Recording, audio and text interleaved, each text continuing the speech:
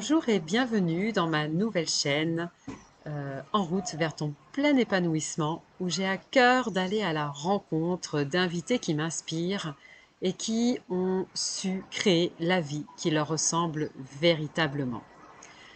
Quand nous sommes en chemin vers le plein épanouissement de nous-mêmes, eh bien nous avons à prendre des décisions qui nous font traverser des tiraillements intérieurs, des ascenseurs émotionnels et parfois des effondrements psychologiques.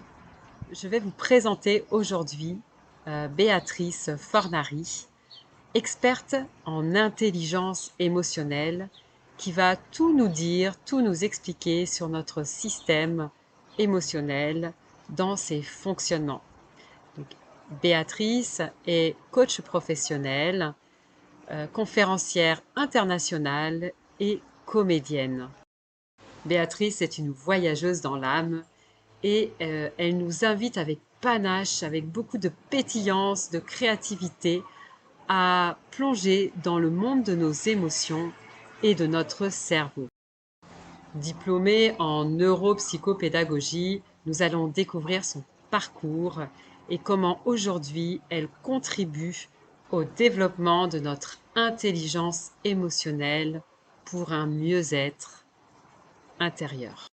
Je suis Tatiana Marquez-Diaz, thérapeute holistique et énergéticienne, et j'accompagne les personnes à retrouver un équilibre dans leur vie pour qu'elles puissent créer la vie qui leur ressemble véritablement.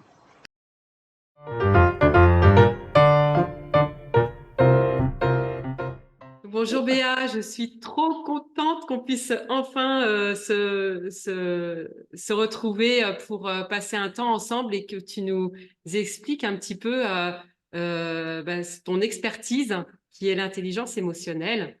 Mais avant ça, moi j'aimerais te poser quelques questions si tu es d'accord et revenir un petit peu sur ton passé, sur ton enfance.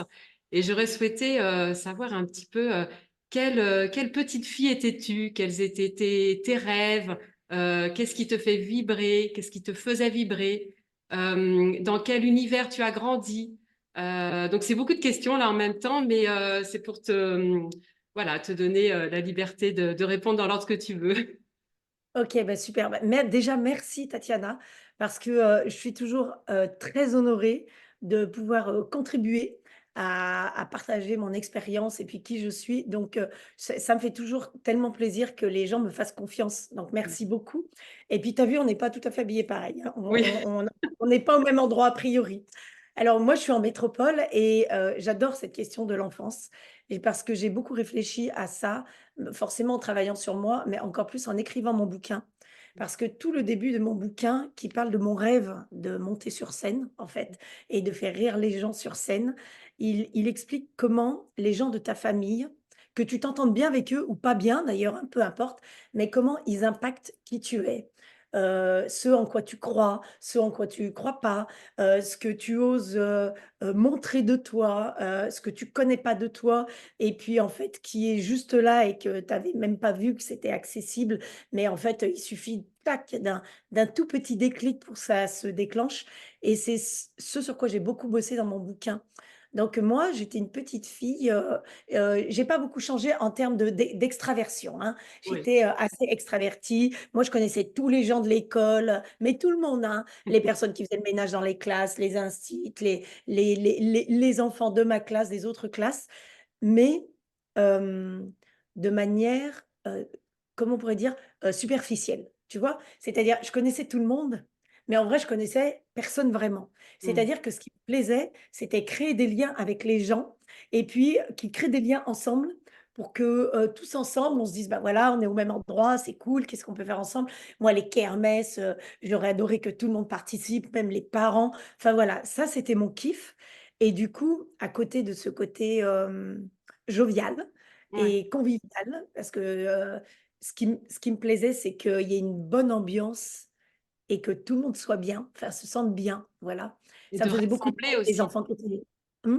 de rassembler aussi Oui, les gens. c'est ça et de les ouais, de les rassembler, de les fédérer. J'ai toujours eu beaucoup de peine pour les enfants qui étaient comme ça, laissés de côté, pour les enfants dont on se moquait ou tout ça. Je sais pas, mais ça, je l'ai compris très longtemps après. Mmh. Je l'ai jamais mesuré quand j'étais à l'école.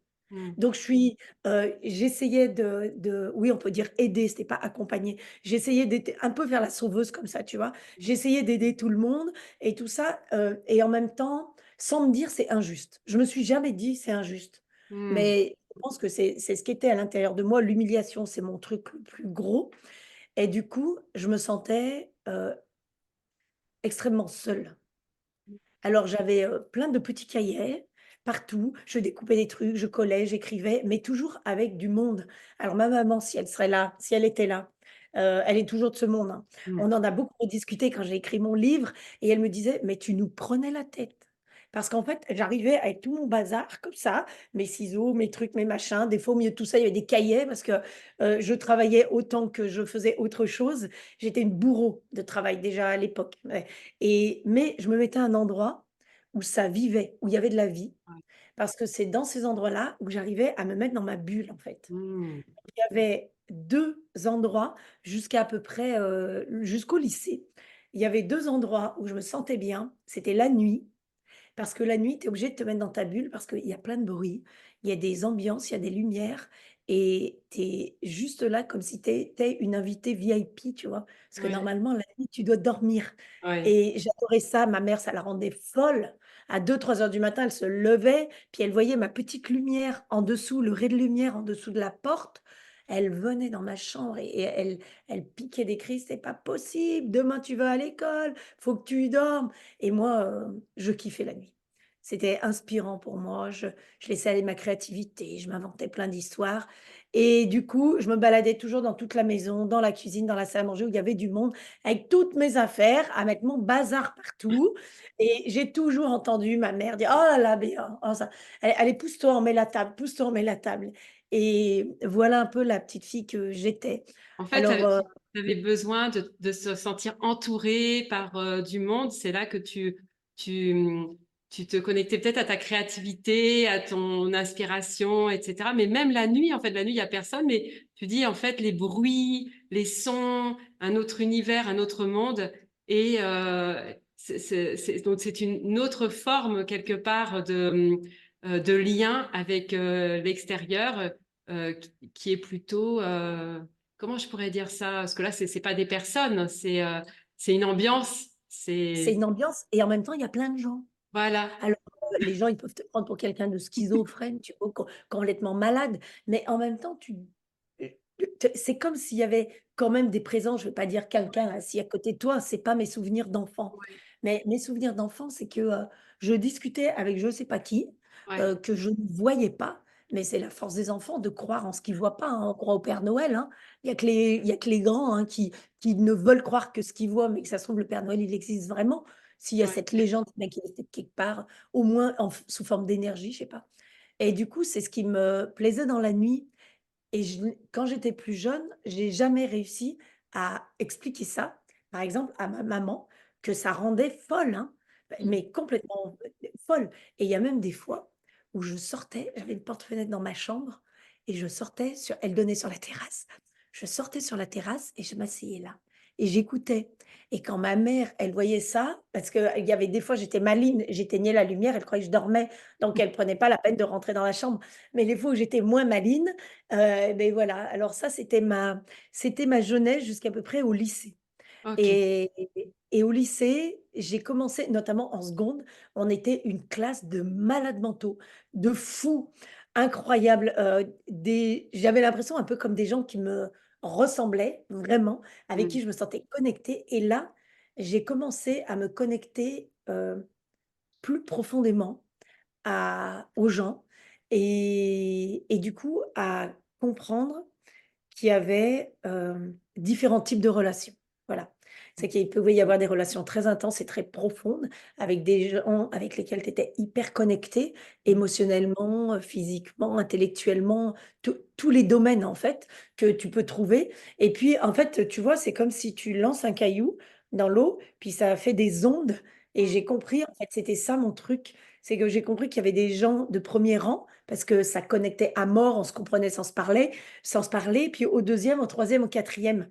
Et dans mon bouquin, j'écris que j'ai pris conscience que pendant très longtemps dans ma vie, j'ai vécu, bah, voilà, en ne percevant pas qu'il y avait ces différents curseurs relationnels et donc que je mettais un peu tout le monde avait, la même importance, mais je dis pas c'est mieux ou c'est moins bien, c'était juste, du coup que le relationnel était différent, quoi. C'est Voilà. intéressant parce que du coup, au lycée, moi, je sais que j'ai compris ça beaucoup plus tard. Donc, c'est pour ça que je peux comparer qu'effectivement, on peut pas avoir la même distance en fonction des uns et des autres. Il y en a que tu vas laisser approcher ou tu vas t'approcher plus facilement, plus rapidement. Et puis Mmh, d'autres, non, surtout pas. Voilà. Et en fait, tout est juste, hein. C'est qu'il n'y a pas c'est bien ou c'est pas bien. C'est que faut juste savoir discerner à quelle distance, en fait, on place l'autre dans sa bulle, dans ce qu'on veut créer, dans la relation.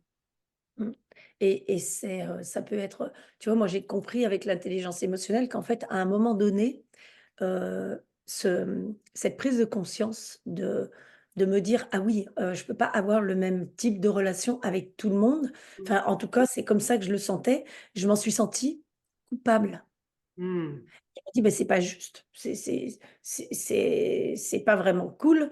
Qu'est-ce qui fait qu'avec telle personne, bah, tu as plus d'affinité, du coup, ça te fait plaisir de lui dire oui pour aller boire un coup ou pour parler de sa dernière disserte de philo et celle-ci, tu essayes de trouver toutes les excuses que tu peux pour lui dire non parce que enfin, tu pas dire non, un non franc en disant, «Voilà mes limites, voilà ce qui se passe pour moi et ça c'est OK, ça c'est pas OK», tu vois? Et j'en étais pas du tout rendue à ce stade-là. Donc il y a un moment donné, quand je me suis aperçue de ce différentiel de connexion, beh, ça m'a rendue un peu coupable et je me suis dit: «Oh là là, merde, je dois pas être, ça doit pas être vraiment normal ou quoi». Parce qu'en plus, d'après mon impression, quand je regardais les gens fonctionner autour de moi, heu, je trouvais pas qu'ils faisaient spécialement des affinités. C'est-à-dire que voilà, hop, il y avait ma copine Céline, elle avait sa meilleure amie là et machin, bah, c'était un truc normal, voilà. Et puis, tu vois? Et je me disais: «Mais, comment comment ça comment c'est possible qu'une personne, je lui accorde plus d'importance qu'à une autre, en fait?» Ouais. Et ça m'a suivi pendant très longtemps parce que pendant très longtemps, moi aussi d'une sensibilité exacerbée, mais je pense que les personnes qui nous écoutent pourront aussi mesurer, de quoi on parle aussi relationnellement parlant. Mais pendant très longtemps, ça m'a interpellée et j'étais la madame qui sait pas dire non. Oui. Alors Et là, beaucoup vont se aujourd'hui reconnaître. Je pense, en tout cas, voilà. pour les personnes hypersensibles, c'est sûr.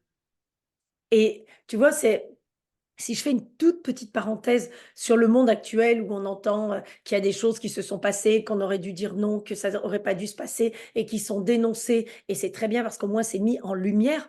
Moi, ce que je crois, c'est que si cette fichue intelligence émotionnelle et donc cette capacité à connecter ce qui est confortable pour nous et inconfortable et pas que forcément l'autre a le droit ou pas parce que sociétalement parlant, eh ben, on lui a dit: «Ça c'est bien, ça c'est pas bien», mais que nous, quand on trouve qu'il y a quelque chose qui nous dérange, qui nous bouscule, eh ben, on s'en fiche des normes ou tout ça.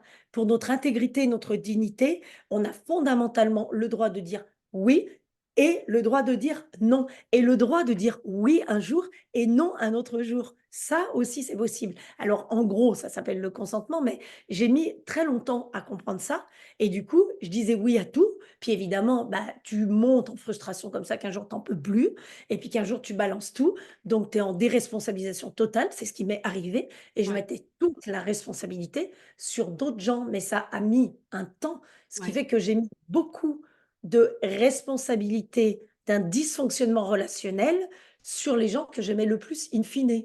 ouais, Mes enfants, mon ex-mari et cetera.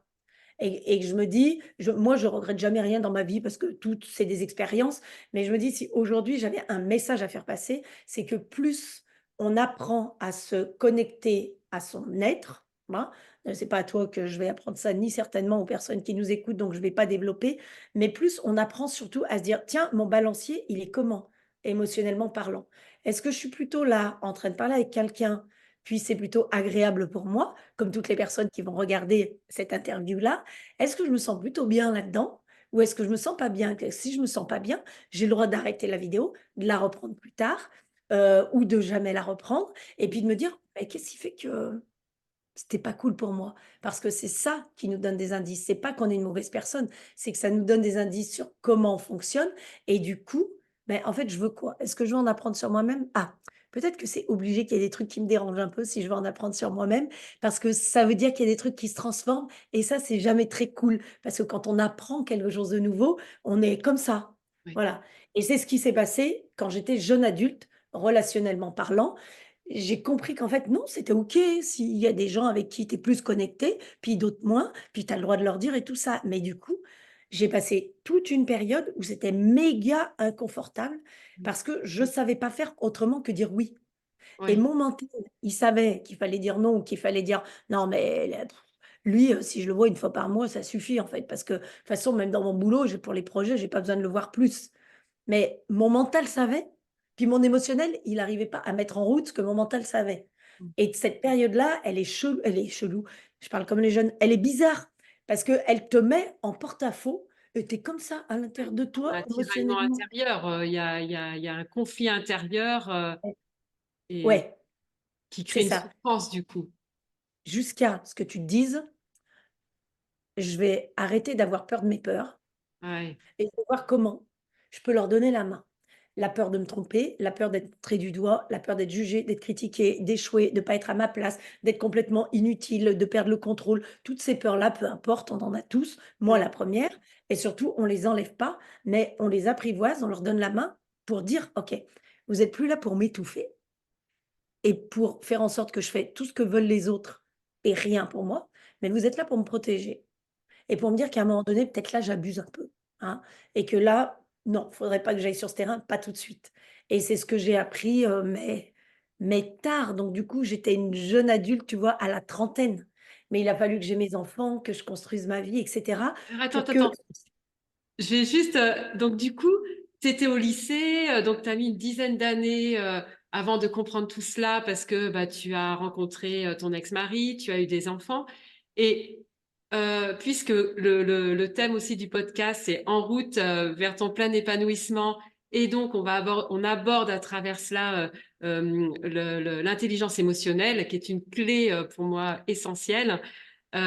Du coup, sortie du lycée, qu'est-ce que tu as fait? Ce que j'ai cru comprendre que tu as eu plusieurs métiers dans ta vie.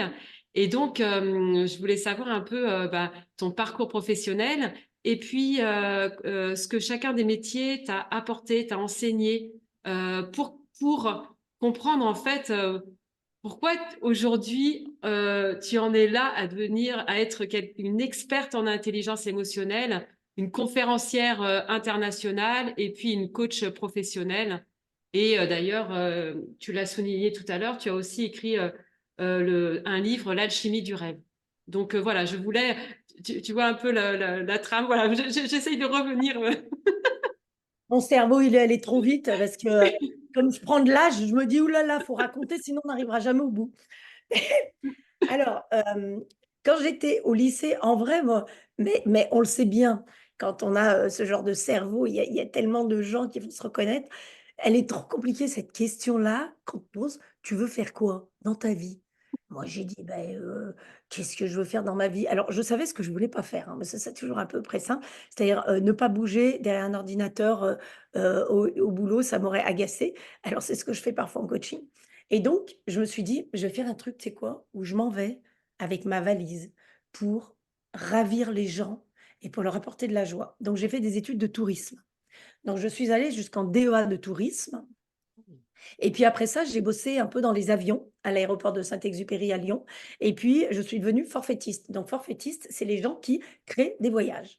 D'accord. Donc, tu as un cahier des charges, j'ai fait ça pendant 6 ans. Tu as un cahier des charges pour des petits groupes, c'était soit des incentives, soit des petits groupes de particuliers, comme toi et moi, on se met avec quelques amis, on dit: «Voilà, on est 6, on veut partir au Vietnam, on a 2 500 francs», Mm. parce qu'au siècle dernier, Quand j'ai commencé ma vie professionnelle, c'était des francs et voilà. Alors moi, je me baladais à droite à gauche, j'allais négocier les prix, j'allais chez les autochtones. Alors je suis allée dans plein de pays, c'était ouf. Je kiffais ma vie. C'était incroyable et ce que j'ai aimé et ce que m'a appris ce métier-là, c'est comment la diversité des cultures enrichit ton prisme, en fait Mmh. et te permet, avec surprise, de découvrir des trucs que tu te dis: «Ah mais j'ai toujours cru que c'était comme ça, qu'on faisait Mmh. comme ça, qu'il fallait penser comme ça» et là, je découvre qu'il y a des gens, non, en fait, et c'est très important parce qu'en termes de négo, je suis pas la reine de la négociation, mais quand même, quand Mmh. je faisais ça, parce que j'avais un budget sur le cahier des charges,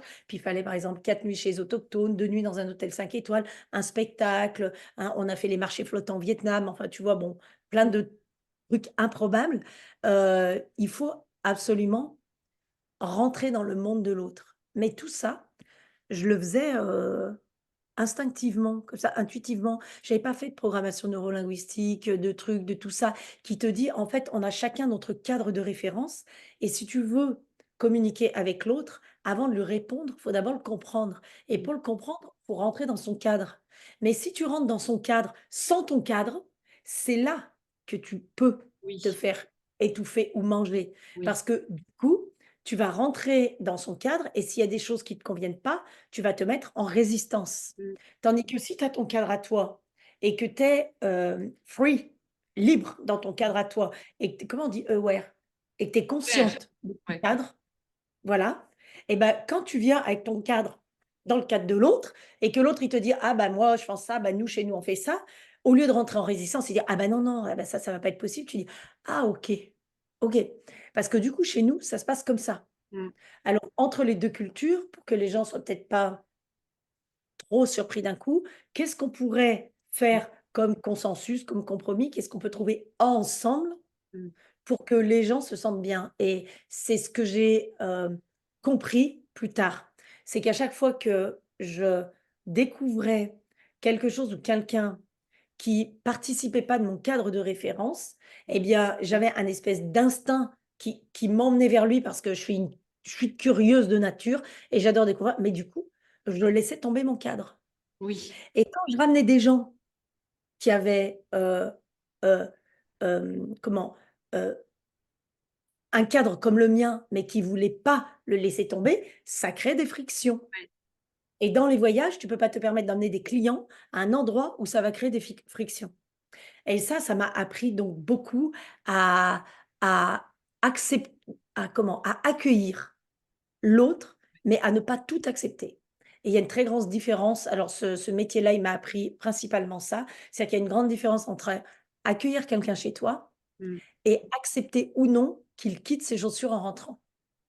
Tu peux l'accueillir et être content de le voir et dire: «Ah, je suis trop content» et puis il quitte pas ses chaussures, tu fais: «Oh putain, ben que comment je pourrais lui dire?» parce que toi, tu acceptes pas Eh qu'on oui. soit chez toi avec des chaussures, Ouais. tu vois?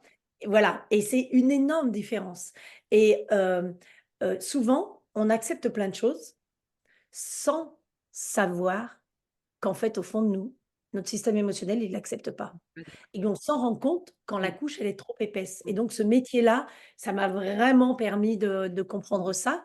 Ce qui m'a emmené après rien à Alors attends, voir. donc du coup, c'est intéressant parce que là, de ce que tu viens de partager avec nous, moi j'entends en fait, tu vois, un petit peu le syndrome du caméléon. Et donc du coup, quand tu es trop dans ce profil-là, eh bien, effectivement, tu te perds, tu vas épouser en fait les us et coutumes des autres en oubliant en fait d'où tu viens et qui tu es, ou inversement, comme tu disais, ça va créer des frictions.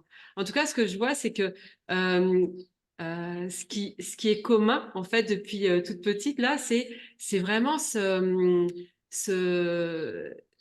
je trouve pas le mot, mais cette ouverture, ce désir du lien avec les autres. Là, avec un degré en plus, c'est-à-dire la différence, parce qu'effectivement, quand on voyage, ben, on est face à des cultures complètement différentes et en même temps avec ce désir que les gens soient heureux.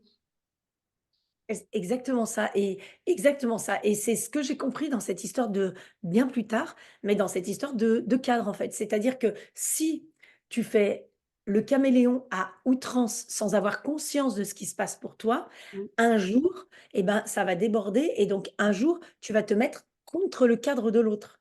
Ah, c'est ça. Parce que comme tu sais plus gérer ton adaptabilité, parce que tu t'es trop adapté, Ouais. qu'est-ce que tu fais? Tu renvoies la responsabilité sur l'autre. C'est à cause de l'autre, il t'a pas assez écouté, il en a marre de faire comme il veut et ça peut être n'importe qui, quelqu'un que tu connais très bien ou pas. Ça peut être une culture d'entreprise dans laquelle tu te fonds et tu te dis: ça va, de toute façon, c'est le boulot». Puis à un moment donné, tu exploses et tu dis: «Ouais, mais de toute façon, les valeurs de l'entreprise, personne les respecte». Mais c'est et en fait, on se met à râler parce qu'on n'a pas suffisamment respecté notre cadre à nous, on l'a pas suffisamment exprimé parce qu'on n'en avait absolument pas conscience et du coup, on s'est fondu dans le cadre de l'autre par effet exactement ce mot, comme tu dis, j'adore, cet effet caméléon, mais s'il est pas conscient, cet effet caméléon et s'il est pas assumé, parce que OK, c'est OK pour moi, je m'adapte là, je connais mes limites, donc je sais que je peux m'adapter jusqu'à ce niveau-là.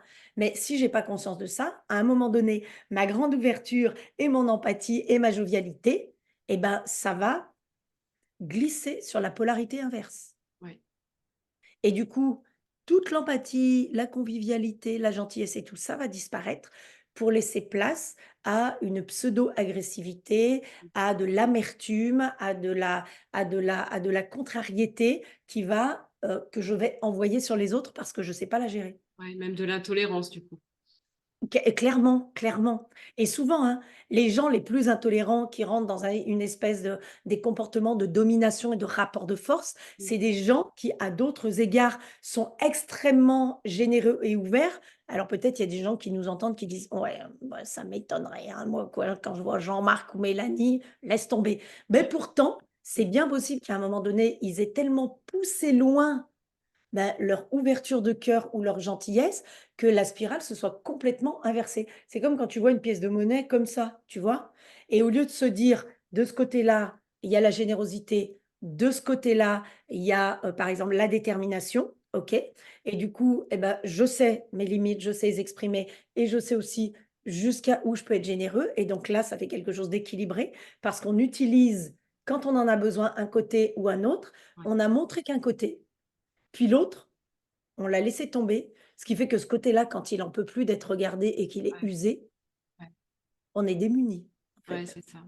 C'est cette tu vois? histoire de balancier, voilà et quand tu as vécu quelque chose dans un extrême, tu vas l'expérimenter, moins longtemps normalement, heureusement, dans l'autre extrême jusqu'à trouver, Ça, l'équilibre. c'est ça, Non. c'est ouais. Et donc alors après? Après donc, Alors, donc après, là, je vais faire plus court. J'ai donc rencontré un Réunionnais, un oui! homme de ville réunionnaise et dont je suis tombée éperdument amoureuse et puis nous avons eu 3 garçons ensemble. Mais là, le voyage, les enfants, la famille, mon ex-mari était chef d'entreprise, tout ça, ça se goupillait pas. Donc j'ai dit: «C'est pas grave, je vais faire un autre boulot. Enfin, c'est pas grave. OK, je vais les». Moi, je pensais me relancer dans les voyages après Oui, et du coup, je me dis: «Bon, qu'est-ce que j'aime?» Bon, j'aime les enfants. Bon, je vais faire un stit. Alors, j'ai passé le concours, je suis rentrée dans l'éducation nationale.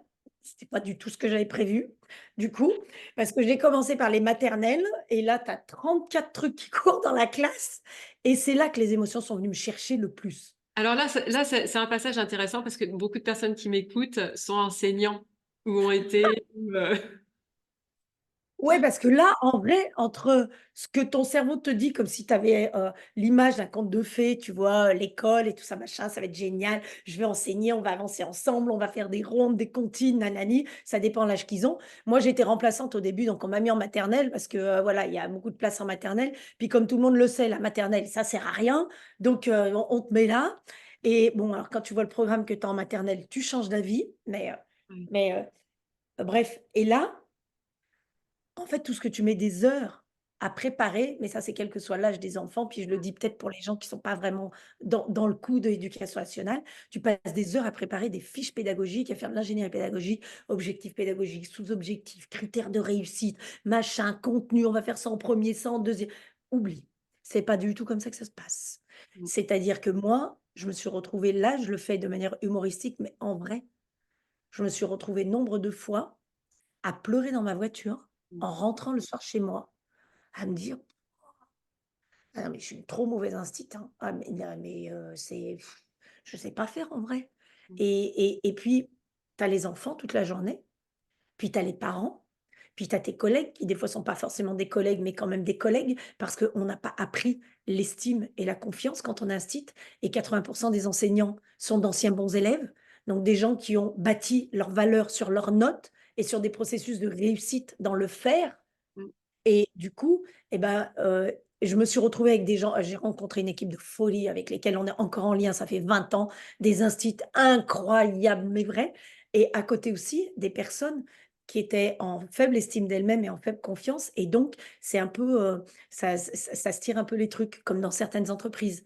«Non, moi je fais mieux, moi je fais mieux» et du coup, j'ai cru, ça ne me regarde que moi, qu'à certains égards, je n'avais pas la possibilité de partager ce que je n'arrivais pas à faire. À mes collègues, hein. Donc tu vois, quand on est dans la salle de pause, qu'on mange et tout ça et je n'osais pas et puis après ça, j'ai compris qu'il y a plein d'autres personnes dans ce milieu-là et dans d'autres milieux qui n'osent pas. Je n'osais pas dire: «Là, j'y arrive pas, putain avec Baptiste, j'y arrive pas quoi, enfin je sais pas, on fait quoi? Je suis démunie» et il y a plein d'éléments comme ça, où on se dit: «On va croire que je suis incompétente professionnellement, que je suis une mauvaise instite et en plus j'ai 3 enfants, donc potentiellement que je suis une mauvaise mère, que ceci, que cela». Je vais afficher des fragilités et des vulnérabilités qui vont me porter préjudice, donc je dis rien. Mmh. Si je dis rien, je m'enfonce parce qu'autour de moi, l'éducation nationale, c'est pas très bien vu. Mmh. Mon ex-mari, il a des tas de collègues qui sont aussi chefs d'entreprise. J'ai des copines qui sont ingénieures là, ci et ça. Donc moi déjà la fille qui fout rien parce que, je bosse, je bosse que 6 heures par jour, 4 jours par semaine avec plein de vacances scolaires me mettre sur un transat et puis je fais des grèves tout le temps.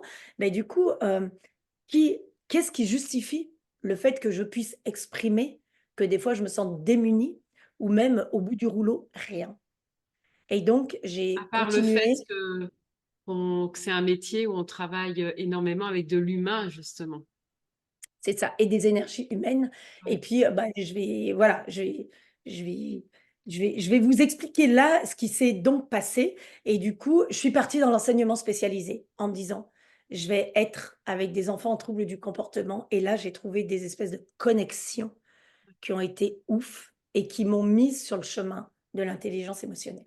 Alors, l'intelligence émotionnelle, bah, j'ai découvert ça justement quand j'ai travaillé en IME ou en ITEP avec les enfants en troubles du comportement parce que, il y a des enfants qui étaient dans des donc troubles du comportement à cette époque-là, moi je parle d'une époque, ça fait peut-être, vraiment peut-être 20 ans en arrière, je devais avoir 35 ans, de on trouvait tout type de troubles du comportement, même ceux qui étaient pas forcément diagnostiqués.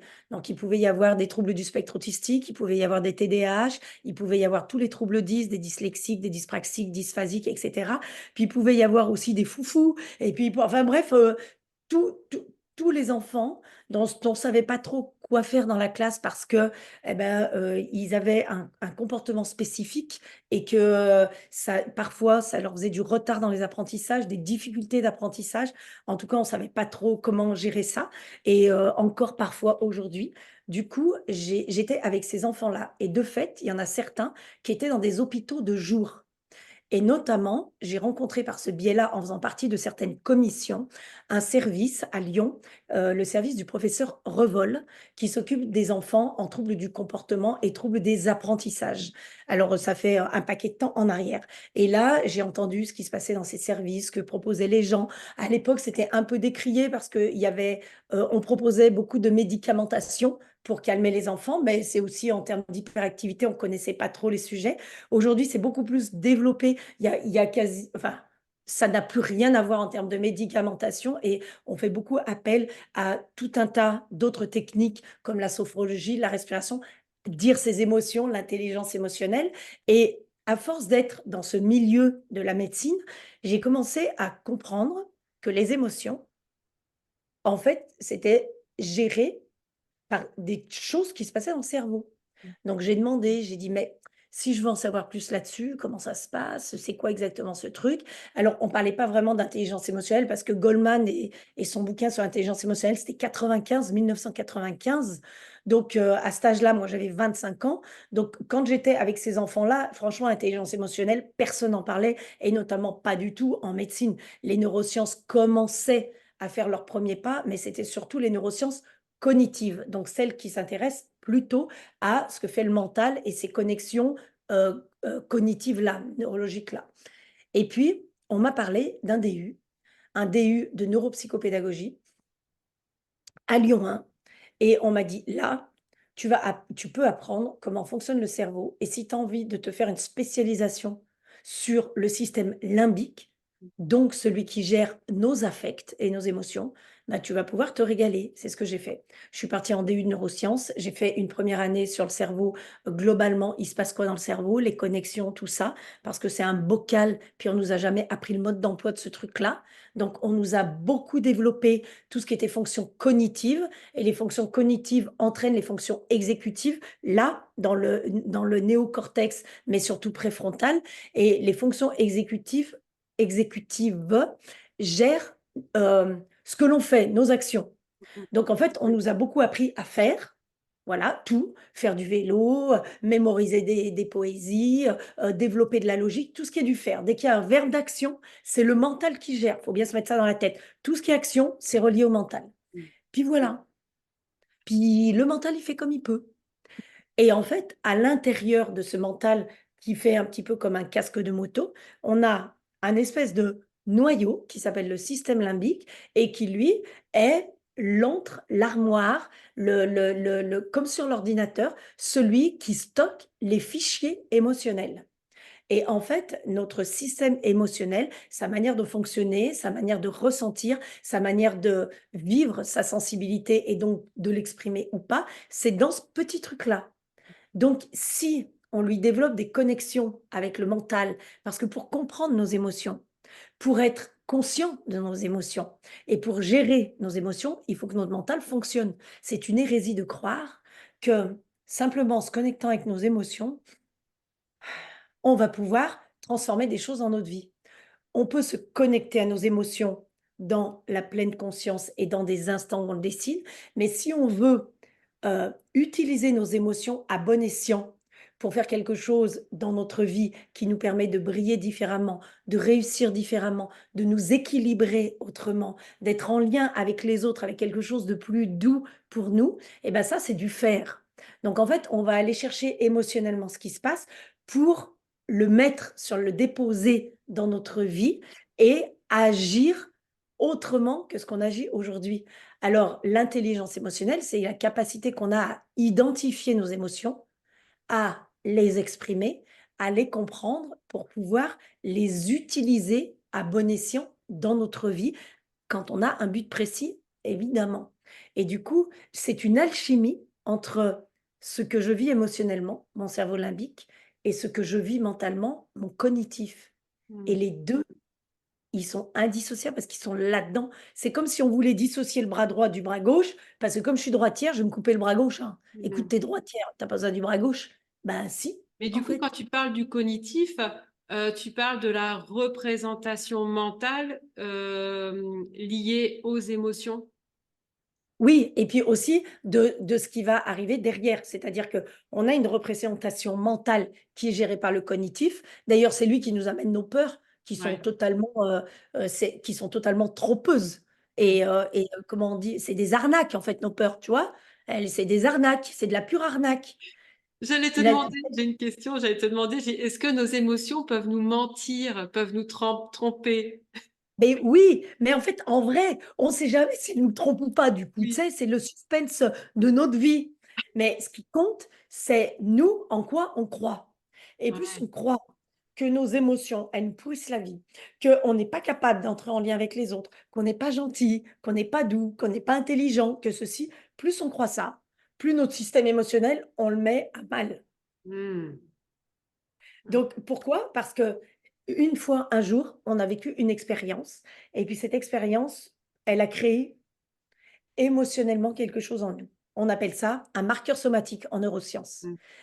dans le langage de la vie de tous les jours, on pourrait appeler ça une empreinte émotionnelle. Ouais. OK? Donc on vit une expérience qui laisse en nous une empreinte émotionnelle. Donc l'expérience qui est vécue, c'est du faire, c'est le cognitif et l'empreinte émotionnelle, c'est le système limbique. Bim, il met ça dans ses fichiers. Mmh. Si l'empreinte émotionnelle, elle est plutôt heureuse, joyeuse, comme cette interview, on se dit: «Ah, c'est pète sa mère, l'interview que j'ai fait avec Tatiana, trop bien». Du coup, ça génère émotionnellement quelque chose de favorable, de confortable, d'agréable, d'enthousiasmant, de stimulant, tu vois? Même en termes de stress, ça peut être très stimulant parce que le stress n'est pas forcément négatif. Du coup, lui, il dit: «Expérience interview avec Tatiana, empreinte émotionnelle plutôt positive, croyance». Je crois que c'est vraiment cool les entretiens que j'ai avec Tatiana parce que c'est vraiment, simple, fluide. En tout cas, ça me correspond. Mmh. De fait, je réagis avec sourire. Le résultat, ben, il est génial et il transmet la joie, en tout cas que moi, Béa, j'ai vécue.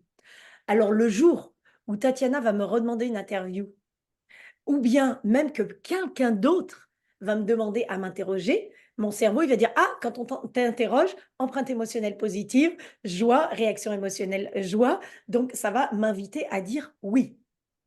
Puis si mon système émotionnel, il a mis ça dans l'armoire, empreinte émotionnelle négative, parce que l'expérience que j'ai vécue, un contrôle de maths, ah bah, j'ai eu 2. Bah, moi, j'ai eu 2, hein. Bon, d'accord, oui, c'est pas fameux, mais mes parents m'ont disputé. Mes parents m'ont montré que j'étais pas forcément bon en maths. Mes parents m'ont dit: «Tu peux faire mieux». Mes parents m'ont dit: «Tu as mal révisé». Puis les profs aussi: «Avec le cerveau que tu as quand même, nanani nana». Beh, du coup, selon ce que moi, attention, moi j'interprète, Ouais, ce n'est que moi, c'est pas les autres, c'est ouais. moi. Parce qu'on peut dire la même chose à 10 personnes différentes, elles vont pas du tout interpréter la même chose. Mais si l'expérience que je vis me laisse une empreinte émotionnelle négative, je vais construire une croyance toute pourrie en disant: «Bon, bah, je suis nul en maths, je dois être nul en maths. Ouais, bon, bah, voilà». Du coup, quand le sujet va se représenter, mon cerveau, il va dire: «Oh, une évaluation de maths? Rappelle-toi que tu es nul». Même peut-être, rappelle-toi que tu es nul à l'école, rappelle-toi que tu es nul avec les chiffres, rappelle-toi que tu vaux rien, rappelle-toi que tu es moins que tes frères et sœurs, et cetera, et cetera. Du coup, l'engagement que je vais mettre là-dedans, bah, évidemment, mon comportement, il va être de la couleur de mon empreinte émotionnelle. Si mon empreinte émotionnelle, elle est grise, la décision que je vais prendre inconsciemment de me comporter, mon comportement, il va être gris. Soit je vais fuir, soit je vais dire: «Laisse tomber, de toute façon, j'y comprends rien, même pas je lis les consignes». Soit je vais dire: «Bon allez, vite fait, je te torche le truc et puis machin». Je vais avoir rien révisé, je vais pas faire mes devoirs en maths et cetera et le résultat, il va être évidemment le fruit de ce en quoi je crois. Ouais. Donc évidemment Qu'est-ce que tu proposes du coup pour, et ben, ce que je vous propose, c'est de transformer notre système de croyance parce que l'expérience en elle-même, elle est là et on la fera jamais changer, mmh, même quand elle est, extrêmement compliquée. J'ai une une amie de cœur à moi que justement j'ai rencontrée, au collège, qui a perdu et j'ai des tas de clientes comme ça. Il nous arrive des chocs émotionnels de ouf dans notre vie. mmh, Perdre un enfant, perdre un conjoint, divorcer, perdre son chat, perdre le bracelet qu'on adorait. Il y a pas de niveau d'importance, hein. Le niveau d'importance, il est celui que l'on met nous émotionnellement et mmh, c'est ça qui et du coup, la situation, l'expérience, elle est là. L'empreinte émotionnelle est là. mmh, Mais si je me mets à regarder mon empreinte émotionnelle différemment, en disant: «OK, il y a une possibilité peut-être qu'en algèbre, j'ai un peu plus de difficultés qu'en rédaction ou qu'en philo». C'est possible. Il y a des choses qui sont pas logiques dans mon cerveau, il y a des endroits de mon cerveau qui fonctionnent moins rapidement que d'autres, c'est possible et en même temps, ça ne définit pas qui je suis. Donc si je regarde cette situation et cette empreinte émotionnelle différemment mmh, et que je dis: «Est-ce qu'il y a un intérêt à ce que je transforme ça?» Mais je vais aller petit à petit transformer ma croyance et dire petit à petit: «Non, en fait, regarde, quand je regarde en géométrie, j'ai 7/20. Donc je suis pas complètement nulle en maths. Cette croyance, elle est juste vraie dans ma tête parce qu'elle fait partie de la réalité et je dois la respecter parce que si je dis comme j'entends plein de gens qui disent: «Ouais, fais péter tes croyances» et je dis: «Fais attention parce que si tu fais péter tes croyances, tu as plus de croyances, mais ta maison, elle tient sur tes croyances». mmh, Donc le jour où ta croyance, elle ne te convient plus et elle n'est plus bénéfique pour ce que tu as envie de développer dans ta vie, là, on va aller la visiter et dire, bon, alors, comment tu t'es installé, toi? Parce que jusqu'à maintenant, tu m'as peut-être servi. Bah oui, parce que j'aurais pas fait la Sorbonne si tu avais pas été là. Parce que j'aurais peut-être pas cru que j'étais nulle en maths, j'aurais peut-être pas appuyé mes forces sur ce que je sais Mmh. vraiment faire, j'aurais peut-être pas écrit 3 bouquins, je serais peut-être pas devenue Rowling avec Harry Potter, hein. Mmh. Donc on croit que nos croyances, elles sont pourries, mais à un moment donné, elles nous servent à quelque chose. Mais le jour où elles nous servent plus, où elles deviennent délétères pour nous, c'est là qu'on doit se dire: «On en fait quoi?» Et du coup, quel marqueur somatique, quelle empreinte émotionnelle est venue construire cette croyance qui aujourd'hui ne nous sert plus? Et c'est en ça que l'intelligence émotionnelle, c'est puissant, parce que ça ne nie pas ce qui nous est arrivé avant, ni ce que l'on vit émotionnellement. Ça nous aide à accueillir émotionnellement ce qui se passe et à accepter. Je t'accueille, la colère, parce que franchement, je sais, j'ai besoin de toi. C'est une ressource insoupçonnée. Marshall Rosenberg l'a très bien écrit dans un bouquin. C'est le père de la communication non violente, Marshall Rosenberg. Et en même temps, aujourd'hui, là, pour l'instant, tout de suite, j'ai plus besoin de toi. Comme on dirait, ce vêtement, j'en ai plus besoin. C'est Ouais, pas qu'il est pourri, c'est que ouais. là, aujourd'hui, je le mets plus ou je le mets pas aujourd'hui. Parce que je dois aller faire une conférence, ou je dois aller animer une formation, ou je vais à l'île de la Réunion et à l'île de la Réunion, je vais pas emmener mon gros truc noir à manches longues. Ouais. Ça va pas me servir. Donc je vais le laisser à la maison. Mais c'est pas qu'il me sert plus, qu'il me sert pas, Mmh. qu'il est nul. Ouais. Et nous, c'est ce qu'on a la faiblesse de croire. Mmh. C'est-à-dire, OK, cette émotion, elle est pourrie, ça dégage, allez hop, Mmh. on l'enlève. Non, En on fait la transforme. Vas-y. une fois qu'on a appris à identifier, ces émotions, à les reconnaître déjà, à les ressentir, à les identifier, à les accueillir, hem et à comprendre derrière peut-être ce qu'elles veulent dire en fait, le besoin qu'il y a derrière. Après, c'est de changer le rapport que l'on a avec elles. C'est C'est ça l'intelligence émotionnelle, c'est tout ça? exactement ça. Mmh. Et on est encore et toujours dans une histoire de relation. Parce que tu as dit le mot, tu as prononcé le mot principal, de tout ce qui touche l'être humain, bien avant les valeurs, d'après moi, c'est les besoins. Mmh. Et quand on dit à quelqu'un, tu vois, par exemple, quand quelqu'un pleure, moi, je vais pas le consoler. Et on pourrait croire du coup que je suis: «Ah! Mais, tu vas pas tu fais les émotions, vas-y, qu'est-ce que tu Mais je dis: «Mais c'est pas mon problème, moi, s'il pleure». Donc en fait, c'est pas que je ne m'occupe pas de la personne, c'est pas que je ne ressens rien, c'est que j'ai appris à développer l'empathie et l'empathie, c'est prendre en compte ce que vit l'autre, empathie émotionnelle, ce que pense l'autre, empathie cognitive. Mais ce n'est pas le prendre en charge. Mmh. Et tant qu'on prendra en charge les autres, en estimant qu'on connaît mieux leurs besoins que eux-mêmes, parce qu'ils sont en phase délicate, parce que a priori, ils pleurent, donc ça veut dire qu'ils sont pas bien, ou ils sont en colère, donc ça veut dire qu'ils sont pas bien. On On prévaut de leurs besoins, on devance leurs besoins sans rien leur demander. Mmh. Donc on va leur donner un mouchoir, on les prend dans les bras, on leur donne un verre d'eau ou un verre de rhum ou un schnapps ou je sais pas quoi. Enfin bref, on se dit: «Il doit avoir besoin de ça parce que moi, j'ai besoin de ça quand ça m'arrive» Oui. et parce que, sociétalement parlant, quand quelqu'un pleure, il faut il y a qu'un faucon, il faut le consoler. Mmh. Non, en fait. Donc moi, je laisse la personne 1 minute. Le cerveau, il a besoin de 3, 6, 12, 60 secondes. Je Mmh. la laisse 1 minute dans le silence. Quand on se tait, l'autre est en dialogue interne Mmh. et on lui ouvre l'espace du soi parce Mmh. qu'il n'arrive plus à le faire. Ah, c'est fort Et ça. on lui laisse sa place. Et donc, on est en présence à ce moment-là totale à l'autre, mais justement sans se mettre en avant. Juste: «OK, je suis là parce que peut-être c'est un élément de sécurité, on ne sait pas, on va lui demander après et donc moi j'attends». OK C'est et vraiment peut-être que la personne vas-y? non, je dis c'est super intéressant ce que tu dis parce que quand on est dans un groupe comme ça de travail et que quelqu'un, tout d'un coup, eh bien, se met à pleurer parce qu'il y a quelque chose qui est monté, en fait, on voit l'attitude spontanée des participants ou des participantes, c'est de faire quelque chose. C'est vraiment et donc que cette capacité d'accueil, tout simplement d'accueillir l'émotion juste telle qu'elle est, sans rien y mettre, eh ben, c'est pas, inné en fait, ça s'apprend. Et bah, ça s'apprend parce qu'en fait, on a appris depuis toujours qu'on l'a bien vu quand on est petit. On tombe de vélo, on pleure et tout ça. Qu'est-ce que font les parents? Qu'est-ce que font les gens qu'ils aiment et tout? Ils nous prennent dans leurs bras, ils disent: «Allez, ça va aller mieux, tiens, je te donne un bonbon». À 12 ans, tu pleures? On dit: «Eh, ça va, eh, oh, oh, ça va». Hein? Mmh. Et du coup, on a cette heureusement, on a cet élan vers l'autre d'amour et de compassion et en même temps, cet élan-là peut vite nous emmener dans quelque chose qui peut s'apparenter, si c'est à un niveau trop élevé, à de la dépendance affective. Oui. Parce que du coup, nous tout seuls, quand émotionnellement on vit de la frustration et ben, on n'arrive pas à s'en sortir tout seul. Mmh. Alors attention, hein, moi je pense j'ai une croyance qui dit qu'on ne peut pas réussir tout seul. Mais n'empêche qu'il y a des fois, on se retrouve en entretien de recrutement et là on nous pose une question et là on est tout seul. Mmh. Et donc on doit développer notre intelligence émotionnelle pour savoir quoi faire de cette question qui nous est posée, qui vient nous chercher, qui nous fait mal et dire: «Oh putain, la même question que» bah et on a juste envie de verser quelques larmes ou de s'en aller tellement on n'est pas bien.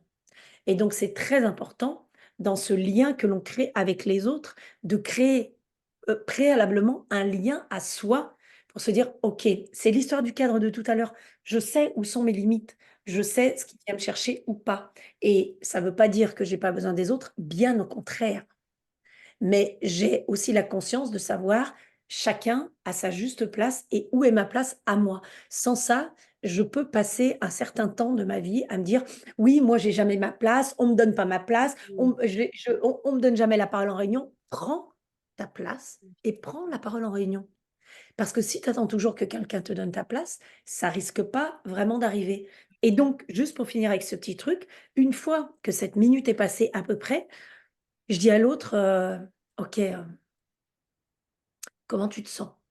Si tu avais un smiley à me donner, quelque chose de précis, parce que nous sommes des inalphabètes émotionnels. Nous n'avons pas été Mmh. alphabétisés émotionnellement. Donc on n'a pas de vocabulaire, on ne sait pas comment parler des émotions. Mais comment tu te sens avec un smiley? La personne va nous donner un smiley et dire: «OK, merci» et du coup, «De quoi tu as besoin là?» Peut-être que la personne va nous dire de sortir. Peut-être qu'elle va dire de te parler. Peut-être qu'elle va dire: «Rien, du silence, tais-toi». Peut-être et nous, il faut qu'on soit capable d'entendre ça, parce qu'elle a peut-être pas besoin de nous à Mmh. ce moment-là précis, mais peut-être dans 5 minutes, on ne sait pas et si elle arrive pas à nous dire ses besoins, là, du coup, à ce moment-là, si elle dit: «De quoi?» Pff, «Je sais pas». On peut lui proposer des pistes si elle est vraiment démunie. Est-ce que tu as besoin d'un verre d'eau? Tu as besoin de sortir tout seul ou tu veux être avec est-ce que tu as besoin de parler? Est-ce que tu as besoin qu'on arrête là pour l'instant la réunion pendant 5 ou 10 minutes? Est-ce que tu as voilà, lui proposer des pistes, pas 2 parce que 2 c'est une impasse, c'est un enfermement, mais plusieurs pistes. Oui. Ça va permettre à son cerveau de comprendre que quand elle est dans cet état-là, elle peut avoir plein de choix possibles à disposition pour s'honorer, en Oui. fait. OK? Mmh. Ça, c'est la première chose et la deuxième chose que j'aimerais, hem, apporter à la conscience, c'est de dire: «Regarde, comme souvent, on réagit, nous, en face différemment à quelqu'un qui pleure ou à quelqu'un qui est en colère. Pourtant, c'est la même souffrance émotionnelle». Mais c'est 2 manières différentes de le montrer aux autres. Donc quelqu'un qui est dans une forte colère, qui tape du poing sur la table, qui nous dénie, qui dévalorise, qui est hors de lui, enfin qui a beaucoup d'agressions physiques, psychologiques, verbales et cetera. C'est quelqu'un qui souffre émotionnellement d'un besoin qui n'est pas nourri, mais il ne le sait pas. Et quand toute son énergie sera déversée, il va, je dirais tomber, mais son système, il va plus avoir d'énergie et là, du coup, sa seule manière de réagir, ce sera de pleurer ou ce sera de se taire, de plus répondre aux messages, de fermer sa porte, d'être complètement recroquevillé dans sa grotte. Ce sont 2 réactions comportementales totalement différentes, mais qui délivrent émotionnellement un message de souffrance. Mmh. Et quelqu'un qui est en colère en face de nous, on le soutient pas. On se met en résistance parce qu'on trouve que ce qu'il est en train de nous dire, c'est très injuste, c'est pas mérité, c'est et cetera et au lieu de dire: «Hop, hop, hop, OK, OK, moi je coupe là, je sors, je mérite pas ça, donc on continue si tu veux. Moi je suis avec toi, hein, moi je t'aime. Mais ce comportement-là, c'est niet pour moi dans mon cadre, c'est mes limites et tu vois? Et ça, c'est très important de comprendre ça parce qu'on est souvent en résistance d'un comportement de colère et souvent en compassion d'un comportement de tristesse, Ouais. alors que le comportement de tristesse peut nous emmener dans une spirale vicieuse de la dépendance affective dont on n'arrive plus à se sortir parce que du coup, on devient la bonne copine qu'on peut appeler à 3 heures du matin, on devient la maman qui fait tout pour ses enfants, on devient la collaboratrice qui gère tous les dossiers même si elle en peut plus et parce que on est dans l'effet de: «Non mais l'autre n'en peut plus, l'autre est triste, l'autre est au bout de sa vie, donc je vais faire pour elle. Mais tant qu'il est en colère, je vais pas faire parce qu'il nous montre qu'il a plein d'énergie. Mm.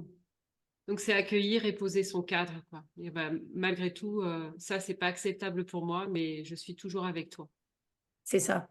Et qu'il y a une grosse différence parce qu'on parle d'étiquette, les gens ils me parlent d'étiquette, de machin, de trucs, OK. Il y a une grosse différence entre cette personne-là a fait ça Mm. et je ne l'accepte pas Mm. et cette personne-là est ça et on parle de son identité. Ah oui. Et quand on regarde dans les journaux aujourd'hui et dans l'actualité, on confond souvent les 2. Mm. Si cette personne-là a fait ça, c'est qu'elle est comme ça. Mm. C'est vrai. Mais il Ça y a crée un pas amalgame. c'est C'est un ça, problème il y de a comportement, en fait. C'est-à-dire que la personne, elle n'a pas appris, justement, elle n'a pas développé son intelligence émotionnelle et donc elle n'a pas trouvé d'autre chemin que d'exprimer de cette façon-là. Ah oui, c'est si fort, hein. Ça fait écho, moi, à si des situations vécues. mais oui et tout le monde mais si en fait, c'est que si, nous n'éduquons pas notre cerveau Mm. à l'intelligence émotionnelle, Mm. à un moment donné, quand notre système émotionnel, le vase va être rempli et que ce sera trop plein et qu'il va sortir comme péter le volcan à La Réunion, Mm. quand ça va sortir, d'accord? Ça va sortir n'importe comment, en fait et de manière très exacerbée, sauf que le mental, lui, va dire: «Non, mais ça, c'est normal». Mm. Donc on peut même pas prendre conscience que ce que l'on fait, ça déborde ou c'est exagéré. C'est parce que l'autre a Mm. dit oui, ou parce qu'il nous a pas dit non, ou parce qu'il a consenti sans que machin, ou parce que truc, ou parce que bidule. Du coup, on a eu des comportements inadaptés, inappropriés et voire même délétères à la situation en question parce que notre système émotionnel n'était pas câblé et c'est à ce moment-là, si on n'est pas éduqué à l'intelligence émotionnelle, c'est là que dans la relation se construit un rapport de force, Yes. domination, soumission. Et ceux qui sont en domination autant que ceux qui sont en soumission sont des personnes qui, à cet instant-là, et c'est absolument ni un jugement ni une critique, mais c'est des personnes qui, à ce moment-là, étaient chacune et chacun dans des souffrances émotionnelles et c'est sur cette vibration-là que les énergies se sont connectées dans un rapport de force totalement déséquilibré. Ouais. Et tant qu'on n'apprend pas ça, on pourra dénoncer tout ce qu'on veut comme système de domination, d'écrasement, de dénigrement, de ça qui est pas juste, de ça qui est pas juste. Tant qu'on n'apprendra pas ça, à se dire: «OK, c'est quoi ma vibration émotionnelle?» Mm. C'est à quoi que je peux dire oui et non sans avoir honte de moi ni me sentir coupable et tant pis si j'ai pas ce rôle dans ce film et tant pis si j'ai pas ce boulot et tant pis si les parents me considèrent une mauvaise prof ou et cetera. Moi, j'assume ce qui vibre émotionnellement à l'intérieur de moi et comme je l'assume, je suis capable de l'expliquer sans orgueil, sans prétention, sans écraser l'autre. Et Ouais. donc, dans les rapports de force qu'on entend aujourd'hui de partout, que ce soit des guerres puissantes ou des dénonciations qui sont faites aujourd'hui sur des systèmes relationnels défaillants, le sujet, il est là. C'est que si tu domines ou si tu es soumis, c'est que forcément, tu as une souffrance émotionnelle et que en plus de ça, la souffrance émotionnelle, elle est souvent câblée sur la même vibration Mm. et donc sur une même blessure et des besoins qui ne sont pas nourris. Blessure d'humiliation, blessure de trahison, blessure d'abandon, de rejet, d'injustice. Mm. Toutes ces blessures-là qui sont très bien décrites par Bourdieu, elle en nomme 5, mais qui sont les principales. Et très souvent, dans les relations déséquilibrées, c'est les mêmes blessures qui se connectent, mais avec des effets de levier différents. Ouais, je comprends. Et du Mais coup, ça, ouais, mais alors, c'est comme si, en fait, dit autrement, enfin, de ce que j'entends, c'est qu'en développant l'intelligence émotionnelle, on développe l'intelligence du cœur et que on n'est plus dans les rapports de force, c'est plutôt le fait inconsciemment de vouloir avoir raison, et que là, l'intelligence du cœur laisse un espace euh, pour, euh, pour que les choses puissent se dire. Ah oui, ce que je voulais dire plus clairement, en fait, c'est que l'intelligence émotionnelle nous relie à notre authenticité. Et l'authenticité, c'est, comme ça, moi, je le définis, c'est valider, respecter ce qui se vit à l'intérieur et l'exprimer sereinement, en fait, l'exprimer, voilà. Ne pas Ah, le nier, ne pas non plus le cracher sur l'autre, mais juste exprimer ce qui est. Et du coup, on n'est plus dans un rapport de force quand c'est comme ça, normalement. C'est ce que... c'est ça. Normalement, on n'est plus, et puis on sait qu'on l'est toujours, voilà, dans une Oui, réunion, machin, mais quand c'est consenti et qu'on se dit, bon, ok, alors, l'intelligence de service, bon, alors, tu veux dire quoi? Mais que c'est quelque chose qui est accepté, mais ça s'appelle plus un rapport de force. oui, Ça s'appelle comment on trouve consciemment l'équilibre dans notre relation. Et comme je le disais au début, il y a peut-être celui qui va choisir les vacances, celui qui choisit ce qu'on mange ce soir. Voilà, parce que on a aussi des compétences très différentes les uns et les autres. Et du coup, on va se définir des rôles, comme sur une scène, comme dans une pièce de théâtre. Mais ces rôles-là et ce qui se joue, et donc le comportement que j'ai, ne va pas, intentionnellement ou pas d'ailleurs, ne va pas nuire à l'autre. Il va plutôt faire grandir la oui. relation et le couple ou le groupe plutôt que de lui nuire. Et là, du coup, c'est sûr qu'il y a des personnes plus compétentes là-dedans, plus compétentes là-dedans, plus compétentes là-dedans. Tout le monde ne peut pas être, moi, cette histoire d'égalité, elle me sidère parce que c'est émotionnellement parlant, être à égalité, ben, il faudrait vraiment définir pour toutes les personnes en jeu dans une relation ce que ça veut dire exactement. Et du coup, ben, imagine si on apprenait ça à l'école, de la même manière qu'on apprend le français, les maths, l'histoire géo, la physique, le sport ou je sais pas quoi. En fait, tout est traité à l'école, Ah, je comprends. sauf l'éducation émotionnelle. Tout à fait. Et en vrai, euh, euh, moi, je suis quand même euh, interloqué à certains moments qu'en termes d'intelligence humaine, quand on dit voilà, il y a des rapports de force dans les rapports humains, l'histoire du patriarcat, le ceci, le cela, qu'on n'en vienne jamais à se dire, mais on a tous une forme d'intelligence émotionnelle qui nous permet de dire oui, qui nous permet de dire non. Et à un moment donné, dans la situation, nul ne peut être exempt de prendre ses responsabilités. Même si, effectivement, il y avait un tel rapport de force qu'on était écrasé par une enclume, d'accord, je le reconnais, mais le sujet, c'est que si on avait été cultivé émotionnellement parlant, eh bien, il y a des sujets qui ne seraient absolument pas d'actualité. Et si on se met contre, par exemple, le patriarcat, contre les profs qui sont tous des nuls et des feignants, contre ceci, contre cela, on se met dans un camp où on se met à fonctionner comme ce qu'on leur reproche à l'autre. C'est-à-dire que moi, je me mets dans un camp où je dis, oui, voilà, alors les gilets jaunes, ils sont tous pourris, le patriarcat, c'est tout pourri. Donc, en fait, je me mets à faire violence contre une idée, contre un système, et donc je me mets à rentrer dans les mêmes Dans les mêmes comportements que ce vibrations. que l'autre camp fait en termes d'abus et compagnie, et m'a peut-être fait à moi. Donc, je rentre dans la même chose. C'est la même vibration, en fait. C'est C'est ça. exactement la même vibration. Parce que c'est de la résistance. Eh oui. Et comme j'ai pas résisté avant parce que je savais pas comment faire, Oui. eh bien aujourd'hui, je me mets à résister. Donc je suis passée de pas de résistance à beaucoup de résistance. Et donc je me mets à faire exactement la même chose que la personne qui a, qui a appuyé sa résistance sur moi. Mm. Ouais, complètement.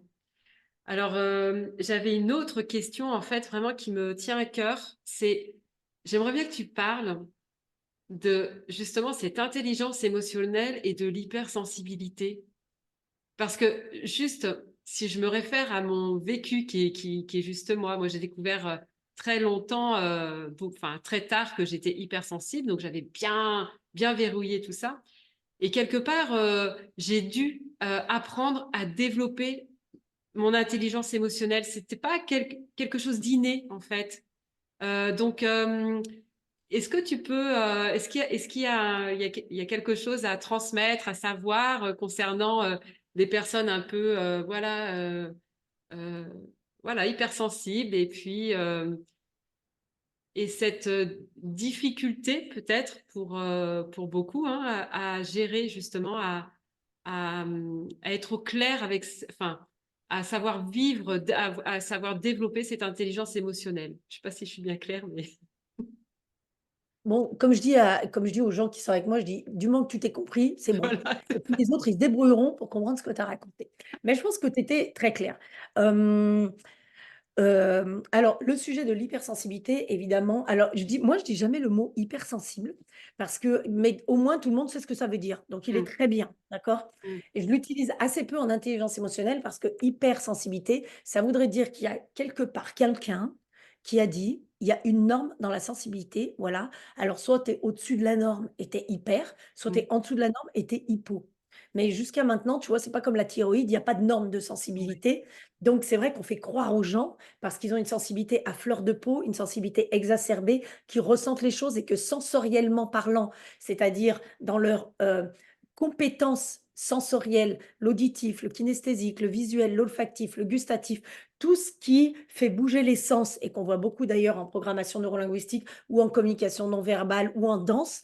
Bref, tout ce qui fait bouger les sens, ça vient nous toucher à un niveau qu'a priori, ça touche pas mon voisin. Voilà. ouais, ouais. Donc déjà, quand on dit à quel tu trouves pas que l'autre là-bas ait pas de sensibilité? Alors déjà, ça culpabilise beaucoup l'autre parce qu'il dit: «Comment ça, j'ai pas de sensibilité?» «Bah, tu es content, tu es pas» «Bah, ouais, je suis content». «Eh beh, dis donc, ça se voit pas». Non, voilà. Parce que quand tu es content, tu dois faire comme ça? Non, je sais pas, c'est marqué nulle part, hein. Bon, donc ce qui se passe à l'intérieur de toi, personne ne le sait, tant que tu l'exprimes pas. Donc si quelqu'un te dit: «Je suis content», beh, moi je prends, je le crois.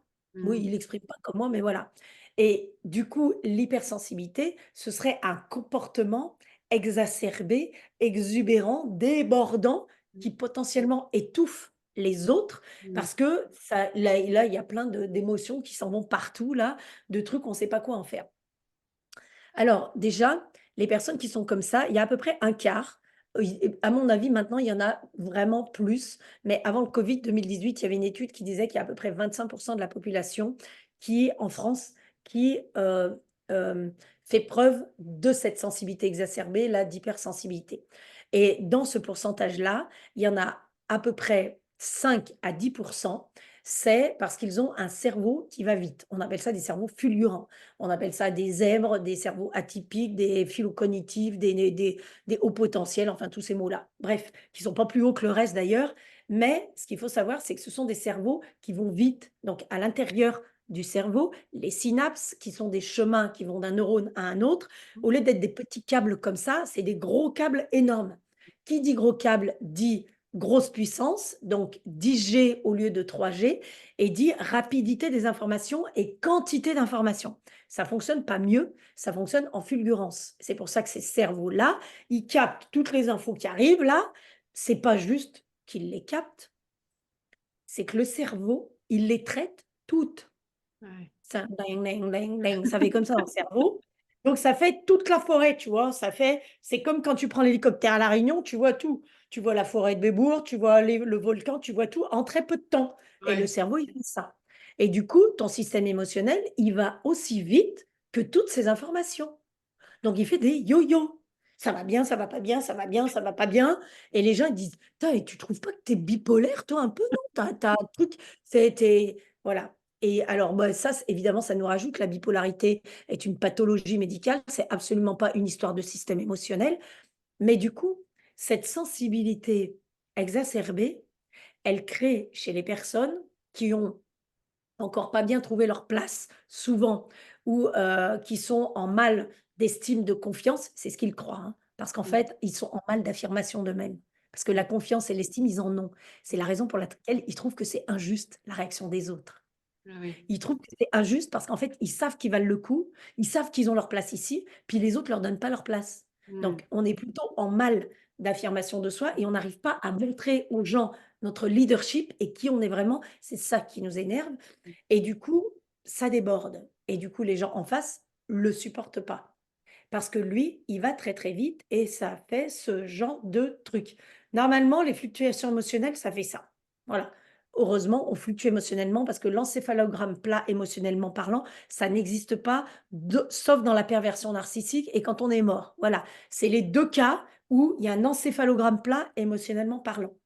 Donc, du coup, l'intelligence émotionnelle, évidemment qu'elle va nous demander d'aller chercher des circuits neurologiques que notre cerveau n'utilise pas forcément en priorité.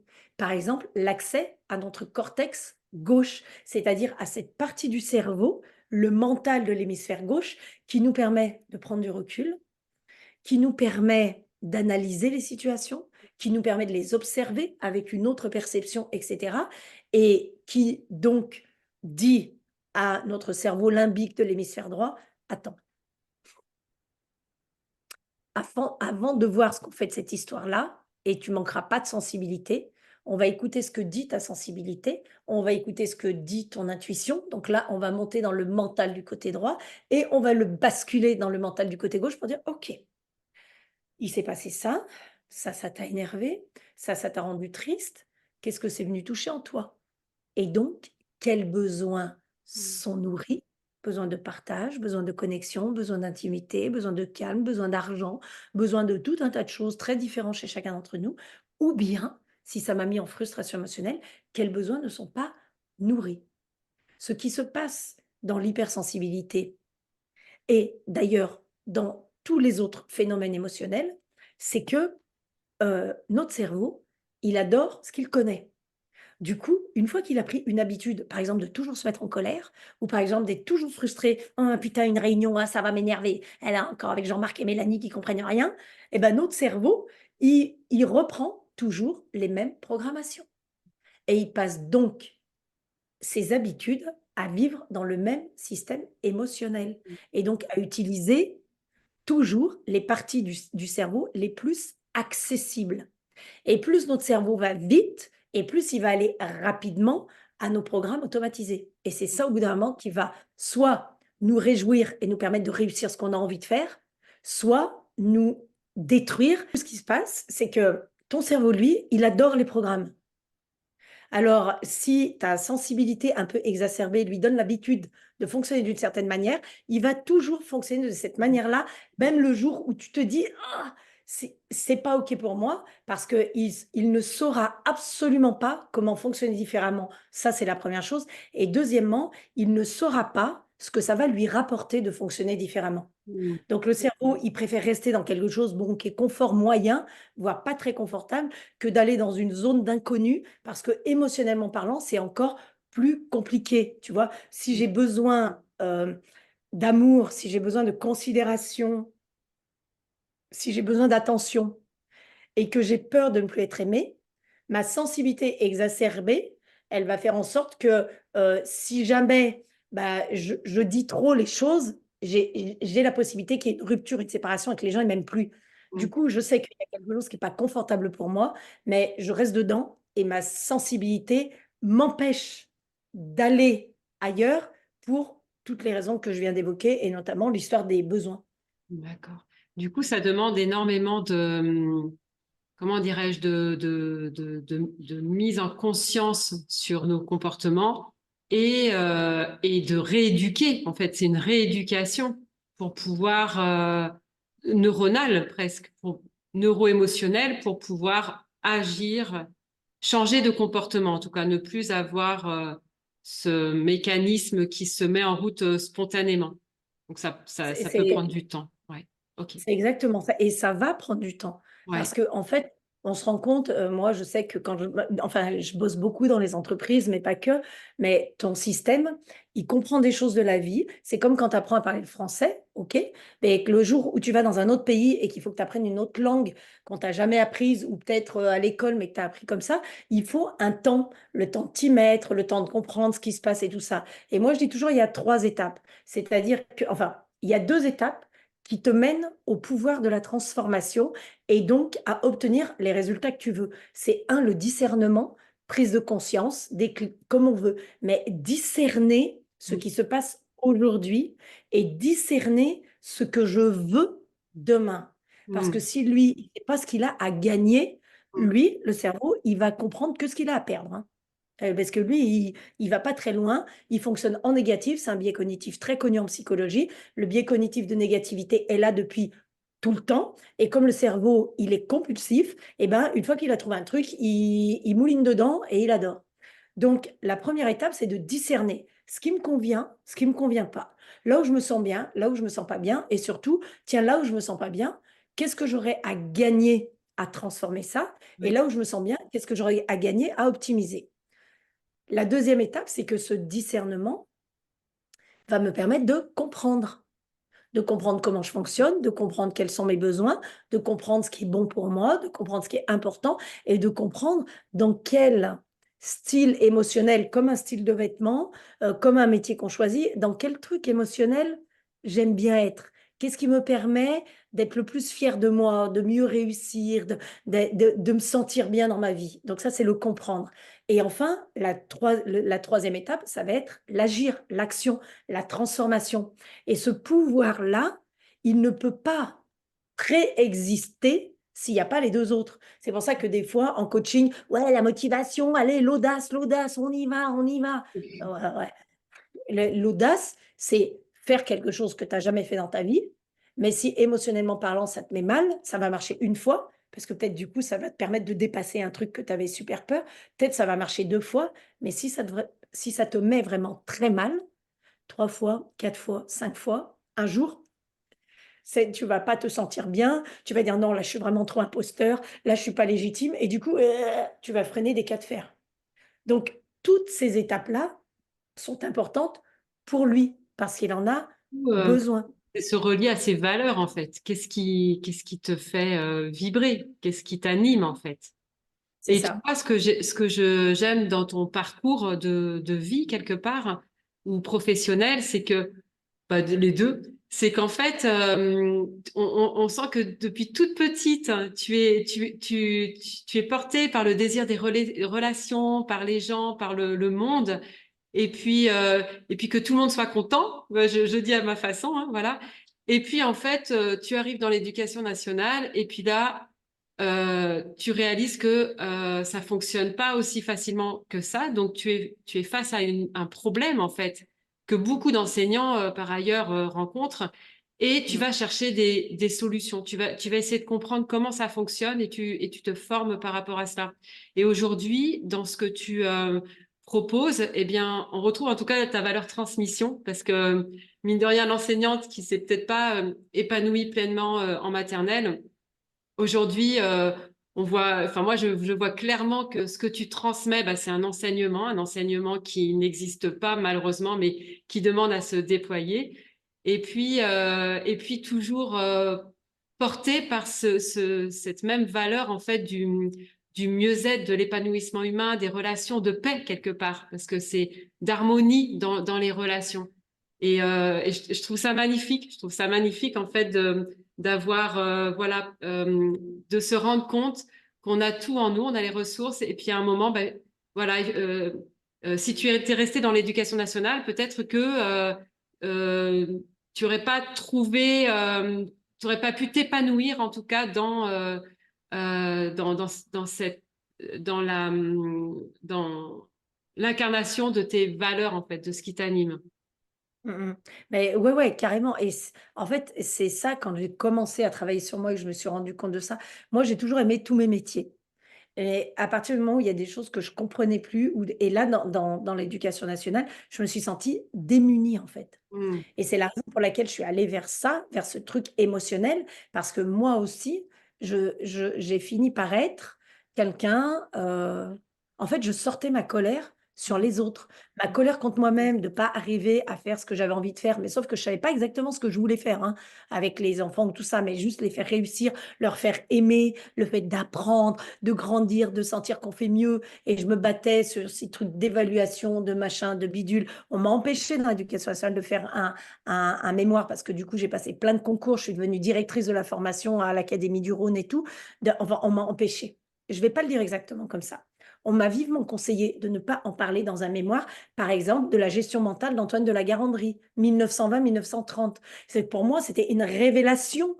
Euh, la ZPD, la zone proximale de développement de Vygotsky, des Oui. choses comme ça. En fait, je me dis: «Mais purée, mais en fait, on devrait tous connaître ça». Mais même aujourd'hui dans la formation d'adultes, les gens parlent d'intelligence collective, OK. Et bah, comment il s'appelle? Il parlait de socioconstructivisme, F Célestin Freinet, il parlait de socioconstructivisme. Comment on grandit ensemble, comment on fait pour mieux se comprendre et tout ça, c'est comme genre si c'était oublié. Mmh. Mais il y a des pédagogues et il y a des philosophes et des psychologues qui avaient tout compris de manière empirique et nous, on attend toujours que la science le définisse et le prouve. Parce que nous, Mmh. les grands, ne croient que ce qu'on voit et a priori, la science a un côté plus rationnel, plus sécurisant et plus raisonnable. Ce qui est effectivement le cas à plein d'endroits, mais ce qui peut dire aussi juste, la science prouve ce que nos énergies savent déjà. C'est que la raison ignore ce que le cœur sait. Ouais. Et du coup, à un moment donné, quand ça rentre dans la raison, on se dit, ah, bah oui, voilà. Alors du coup, les neurosciences, et c'est très bien, hein. Moi, je dis, tout est très bien. Et ce à quoi je voulais en venir, c'est que quand j'ai dit dans l'éducation nationale: «Bon, maintenant je gère les trucs de formation, les plans de formation et tout ça. On va mettre de l'intelligence émotionnelle dans les plans de formation. Mmh. On va former les enseignants là-dessus. On va en parler aux parents. On va faire des conférences ceci». J'ai initié les semaines de la maternelle dans toute l'académie, de Lyon et cetera.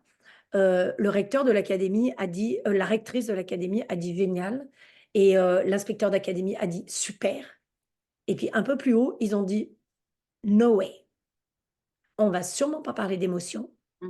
Dans l'éducation nationale, hein. Premièrement, personne n'en a besoin. Deuxièmement, et ce qui peut être tout à fait compréhensible, on ne sait pas qui dispenserait ce genre d'enseignement. Puis si Mmh. on commence dans l'académie, de Lyon, et ben, il va falloir qu'on fasse dans telle académie, telle académie, telle académie et on ne sait pas vraiment si les personnes, bah, ça va être valable ou pas. Donc aujourd'hui, il va y avoir des cours d'empathie, on ne sait pas qui va les dispenser non plus, hein. On ne sait pas ce qui va se passer exactement, mais au moins c'est des pas qui sont faits vers, une plus grande ouverture au système émotionnel et du coup, c'est ça qui m'a fait quitter l'éducation nationale. C'est qu'en Ouais. fait, je défendais la croyance que l'éducation à l'intelligence émotionnelle et pas aux émotions, hein, Non, à non. l'intelligence, à ce qui, dans notre cerveau, nous permettait de comprendre notre système émotionnel et de l'utiliser en étant le pilote. Et ça ne veut pas dire qu'on est moins nous, bien au contraire. Ouais. Ça veut dire qu'on est beaucoup plus nous, parce que notre spontanéité, on l'envoie très naturellement. Et puis, le moment où on est en réunion ou tout ça, où on sait que là, du coup, eh ben, en maîtrisant notre système émotionnel, on va être beaucoup plus performant et beaucoup plus impactant. Eh ben, ça nous fait, enfin, je veux dire, ça fait sortir de nous des qualités, des ressources et donc une zone d'influence et une zone de génie qui Mmh. est incroyable. Et Mmh. là, on dit vraiment, notre génie émotionnel, il peut exaucer nos vœux, en fait. Parce Oui. que du coup, si là, je dois rester sereine pendant la réunion pour pouvoir partager mon point de vue, sans m'énerver contre Robert qui m'énerve depuis le début, il m'énerve, de toute façon, je ne peux pas me le voir, et ben, l'intelligence émotionnelle va nous permettre de le faire. Et Ouais. de cette manière-là, on sera peut-être entendu par les autres, alors que jusqu'à maintenant, comme on rentrait en résistance et en rébellion, personne ne nous écoutait parce que tout le monde nous prenait pour la folle. Ouais. Et Ouais. donc, ça change évidemment notre vie. Et j'ai quitté l'éducation nationale parce que on m'a dit: «Non, c'est bon, on n'a pas besoin de ça» et il y a beaucoup de gens dans mon business, marketingment parlant, en termes de branding, qui m'avaient dit: «Béa, ce serait quand même bien que tu mettes que émotion, hein, tu vois? Tu fais la gestion des émotions, mais pas intelligence, parce que intelligence et émotion, ça va pas du tout ensemble». Ouais, Et mais ouais. il y a encore plein de gens qui disent ça aujourd'hui, mais c'est OK parce que moi, tant que je connaissais pas ce concept-là, je m'étais jamais posé la question Ouais. et j'ai pas lâché et je lâcherai pas et peut-être que ça réduit le nombre de personnes qui viennent s'intéresser à ça parce qu'il paraît qu'il y a les émotions, je sais pas où là et puis Alors l'intelligence là et que les 2 peuvent pas cohabiter, mais c'est justement si on arrive à faire cohabiter les 2 et que les 2 soient ensemble, comme le chocolat sur la poire au dessert ou comme je sais pas quoi, on pourrait trouver n'importe quoi, qu'on pourrait trouver, je sais pas, comme le gel qu'on se met dans les cheveux pour que ça fasse joli, ou comme le bijou qu'on met pour embellir notre tenue. Tant qu'on n'aura pas compris que ça va ensemble, on sera en peine avec notre système émotionnel et notamment, on avait juste pour refaire un petit mot là-dessus, les personnes qui ont une sensibilité exacerbée. Parce que ces personnes-là, dans mes clientes, je ne te cache pas que certains pourcentages de mes clientes et de mes clients Ils correspondent plutôt à cette image-là d'une sensibilité, voilà, qui est là: «Oh là là, moi je suis décalée Béa!» voilà. Ou alors: «Je suis décalée, je suis incomprise, je suis pas bien, quand je Ouais. suis toute seule, je me fais des nœuds au cerveau, personne ne comprend mon mal-être, Mmh. il y a des injustices partout, et ça me met hors de moi, ça m'étouffe» et tout ça. Mais le jour, hem, où on fait ami, ami, amant, amant, Mmh. amour, amour, avec entre notre intelligence et nos émotions, qu'on se dit: «Bon, les gars, on va faire une réunion de travail. Alors, il va falloir que vous vous expliquiez comment vous fonctionnez pour que, du coup, on arrive à fonctionner ensemble». Ça change notre vie, en fait, Mmh. et cette sensibilité qui nous a été reprochée et que donc nous, on a pris sur nous, tu vois? Pour faire le petit Calimero, parce que finalement, bah, du coup, ça nous donne quand même un rôle et une place, et attention, hein, je dis pas qu'on l'a fait exprès du tout, hein, mais c'est ce qui s'est passé toute notre vie: «Ah, tu es comme ci, tu es comme ça, tu es comme ci, tu es comme ça». Bah, du coup, on dit ça à notre cerveau: «Je suis décalé». Ah bah, du coup, si tu dis à ton cerveau: «Tu es décalé», c'est sûr que tu vas être décalé. Mmh. Mais si tu dis: «OK, j'ai compris que moi, dans la réunion, je comprenais ça avant peut-être telle et telle personne. J'ai compris que je voyais les choses différemment. J'ai compris que je pouvais apporter ça, machin», et bien, du coup, cette prise du recul, elle nous permet d'exacerber notre sensibilité dans son meilleur Mmh. et d'en faire une force. Au lieu de tout le temps dire: «Ouais, moi, mon hypersensibilité, c'est une faiblesse, elle me porte préjudice, j'en veux plus». Mais prends qui tu es et puis fais-en une force. C'est ça. Tu vois? Exactement comme ce qu'on fait avec tout ce qu'on a dans notre vie, en fait, Mmh. et si on s'attache à appuyer sur ce que l'on considère comme des faiblesses et qu'on met notre focus là-dessus, et ben, là où on met le focus et la loupe, ça va grossir. Mmh. Donc si on dit: «Mon hypersensibilité me dérange et me porte préjudice», et qu'on est dans cette croyance-là, et c'est légitime, hein, et qu'on est dans cette croyance-là et qu'on tourne cette croyance-là, ça va ne faire que grossir. Puis un jour, quand ce sera plus possible, on va peut-être changer de focus, on va toujours regarder la même hypersensibilité et on va se dire: «OK, dans quel cas ça m'a servi, en fait?» Mmh. Ça m'a servi pour me démarquer dans cette réunion, ça m'a servi machin. Bon, bah, du coup, tout le monde me montre du doigt, mais en fait, je m'en fous. Ça a apporté une idée de plus à machin, même si on a ignoré mon idée, mais que 3 semaines après, il y a quelqu'un dans la réunion qui fait: «Oui, alors on n'a qu'à faire ça», et qu'on se dit: «Non, mais il est gonflé ou elle est gonflée. C'est ce que j'ai dit il y a 3 semaines».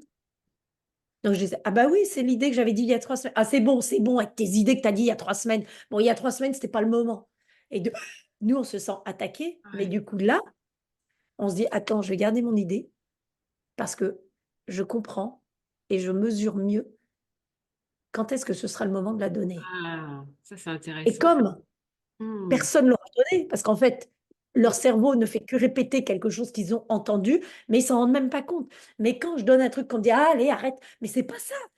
Tu nous dis un truc béat, c'est même pas le sujet de la réunion. Et de la réunion, pas Lille, hein, la le meeting, et dans la tête du sensible plus plus, il se dit: «Si, bah, c'est complètement le sujet, hein», mais il comprend même pas pourquoi on lui dit que c'est pas le sujet. Oui. Mais si là, il dit: «OK, OK, moi j'ai senti ça, j'ai envie de dire ça. OK, à quoi ça sert? Qu'est-ce que j'ai à gagner à le dire maintenant? Ah Est-ce que ça oui. sert de maintenant?» Ouais, Et ouais. si on se dit: «Vas-y, on va attendre juste le prochain tour et on va l'écrire sur notre petit carnet pour bien dire qu'on l'avait dans la tête si jamais, OK, on l'écrit, et puis quand on va sentir émotionnellement parlant, que Mmh. c'est plus le moment, on va dire: «OK, je me permets». Donc moi, j'ai eu une idée quand je vous entends parler, et là, du coup, je suis capable de faire des liens. Parce Mmh. que j'ai entendu que Marilyn, toi, tu as dit ça, Jean-Pierre, toi, tu as dit ça, et puis, du coup, comme Tatiana, tu as dit ça. Alors, moi, ça m'a fait penser, en connectant ce que vous dites, que je trouve top, ça m'a fait penser à. Et donc, ce que je propose, c'est, bah, ça change tout. Ça C'est change absolument tout. c'est super intéressant ce que tu dis parce que tout à l'heure, bon, du coup, je te coupe pas parce que tout est fluide et puis, mais en fait, quand on parlait, quand on était au niveau de l'éducation nationale, je dis, ah, mais en fait, tu étais précurseur. Ils n'étaient pas prêts encore. Tu vois, ils sont pas, c'est en mouvement. Ça commence à se développer à travers des formations maintenant qui se mettent en place sur les compétences psychosociales, par exemple, où dedans, il y a l'intelligence, et ils parlent de l'intelligence émotionnelle. Et en fait, là, c'est donc ce que j'entends qui est super intéressant, c'est qu'effectivement, le cerveau, il va tellement vite, il y a des idées qui viennent. Et bien, en fait, c'est d'en avoir conscience et de savoir les poser au bon moment. Voilà. Parce que quand c'est trop C'est ça. tôt, c'est trop violent pour tout le monde. Bah, en fait, si tu veux, en termes d'arborescence dans le cerveau, c'est que ces cerveaux-là, ils ont la forêt et ils se Mm. baladent dans la forêt comme Tarzan, si je veux faire une métaphore. Puis il y Oui, en a d'autres qui sont à pied. ouais, Mais c'est pas ni moins bien ni mieux, c'est juste des manières différentes oui. que le cerveau a de fonctionner. Donc celui qui se balade de liane en liane là, alors il voit les fougères, il voit l'arbre machin, il voit le ruisseau truc et il le dit. Il dit oui, mais parce que quand on aura traversé le ruisseau, attends, après il y a le... Mais celui qui est à pied et qui n'a pas encore traversé la clairière, il comprend pas en fait ce qu'on lui dit. Il dit mais qu'est-ce que tu parles de ruisseau? Mais t'es où toi? Mais c'est pas le sujet. Tu vois? Et c'est exactement ça qui se passe dans les réunions. Ouais. Tandis que si la personne, elle voit le ruisseau, mais que dans sa tête, elle se dit, OK, pour l'instant, on est là. Donc, quand on sera au croisement des chemins, on sera pas loin du ruisseau. Là, je pourrais leur dire. Ah oui, ah là là, ça c'est de l'intelligence émotionnelle. C'est ça. Ah C'est ouais, c'est ce qu'on fait dans j'ai l'intelligence pas vu émotionnelle cet aussi. angle-là, c'est super intéressant. Ok. Alors Béa, ah là là, mais on pourrait rester des heures encore, j'ai plein de questions, mais le temps passe. Alors moi, ce que j'aimerais, c'est que, parce qu'on a bien compris ta façon de transmettre, d'impacter, de faire bouger un peu les lignes et à travers justement bah, les émotions, hein, parce que toutes les images que tu emploies, les touches d'humour, tu dis bah oui, bien sûr, c'est ça. Eh bien en fait, ça vient ça augmente notre compréhension des choses. Et donc, tu vas venir bientôt sur l'île de la Réunion. Donc, est-ce que Oui, tu peux nous en parler? J'ai trop hâte. Et oui. ce que tu vas proposer, voilà, autour de l'intelligence émotionnelle. Eh ben, merci beaucoup pour cette ouverture. Alors oui, moi j'arrive à l'île de la Réunion le 15 mars et puis le 16 et le 17 mars à la Saline-les-Bains, à l'hôtel Nautil Beach, je fais sur 2 jours mon premier niveau de formation intelligence émotionnelle. J'ai une formation intelligence émotionnelle sur 3 niveaux. Et donc, le 16 et le 17 mars, je fais le premier niveau. C'est de 9 h à 18 h, le samedi et le dimanche. OK. C'est, ben voilà, vous avez une idée de la manière dont je partage, dans la manière dont je fais vivre. Moi, ce qui m'intéresse, c'est que les gens aillent explorer leur système émotionnel. Il n'y a pas de système émotionnel défaillant. Il n'y a pas de mauvais système émotionnel. Ce qui compte, c'est de comprendre, lui, comment il fonctionne. OK. C'est comme si j'ai une métaphore à faire, parce que j'adore les métaphores, c'est comme l'écriture. Quand on est au CP, les maîtresses, elles nous apprennent à écrire de la même manière. Le T, il monte à 2 interlignes, le L à 3, le A, il tourne à droite comme ça, il fait la petite queue. Puis tu te rends compte, au CM1, les gamins, ils écrivent comme ils veulent en fait. Tu te dis, il s'est passé un truc ou pas? Tout le monde a appris pareil et en fait, chacun a son écriture. C'est pareil. Chacun a son avatar émotionnel. C'est ça sa zone de génie émotionnel. C'est de se dire qu'est-ce qui est OK pour moi émotionnellement parlant et comment j'arrive à piloter ce système. C'est exactement ce que je déploie dans mes formations. Donc, il y a tout le volet comment on apprend à former les lettres, donc tout ce qui est théorique, comment fonctionne ton cerveau, comment tu l'as déjà vécu dans différentes situations, ce qui était agréable, ce qui était désagréable, et du coup, qu'est-ce que tu veux en faire pour demain. Donc, le niveau 1, c'est le 16 et le 17 mars, un samedi et un dimanche. Et après, le niveau 2, c'est tout de suite la semaine d'après, le samedi donc 23 et le dimanche 24. Je fais le niveau 2 parce qu'en fait, je suis venue en novembre et il y a déjà une dizaine de personnes qui a fait le niveau 1 en novembre et qui revient au niveau 2. Mais on peut très bien, à une semaine d'intervalle, faire les 2 niveaux, en profiter que je sois là. Et puis, pour les personnes qui veulent faire ça avec un volet plus professionnel ou oui, plus professionnel, le jeudi et le vendredi 21 et 22 mars, je crois, toujours au même endroit, Saline-les-Bains, l'hôtel Nautil Beach. Je fais une session de 2 jours spécialement sur les postures professionnelles et notamment pour tous les professionnels du management et de l'accompagnement. Donc, tous les professionnels qui ont en face d'eux de l'humain, que tu sois prof, thérapeute, coach, manager, et que tu veux impulser de l'intelligence émotionnelle dans ton job en ayant des outils, en ayant des méthodes, en ayant des trucs que tu peux Ouais, demain amener dans ton boulot pour aussi créer de l'intelligence émotionnelle sans faire des cours d'intelligence émotionnelle, mais juste pour impulser ça et pour initier ça avec les groupes avec lesquels tu travailles ou les personnes avec lesquelles tu travailles. Il y a 2 jours, donc c'est un jeudi, un vendredi dans la semaine, parce que ça, c'est plutôt pro, c'est plutôt pro, tandis que les 2 autres formations, il y a du pro et du perso dedans. Et c'est pour ça que je l'ai fait le week-end, parce que c'est vraiment ouvert à tous les publics, quel que soit l'âge, quelle que soit la fonction, quelles que soient les missions, voilà. Et je cherche actuellement une salle pour le jeudi soir ou le vendredi soir ou le mercredi soir, peu importe. En tout cas, la semaine où je vais être là-bas pour faire une conférence sur l'intelligence émotionnelle, un peu comme on a fait là, d'accord. avec des échanges et les personnes qui me posent des questions comme ça. Et moi, je réponds en mettant de la théorie et en mettant aussi des choses très pratico-pratiques comme ce que je viens d'expliquer là. Donc, pas du tout une formation, mais Ouais, plutôt ouais, une conférence un peu humoristique comme ça, où on va ressortir plus léger, avec oui, le sourire, même s'il est que intérieur, avec le sourire, et surtout des billes pour se dire: «Ah mais je suis pas un gros naze quoi avec mes émotions». Ouais, voilà. ouais, Donc là, je suis en train de chercher une salle, pour faire une soirée sur cette très bien. thématique-là.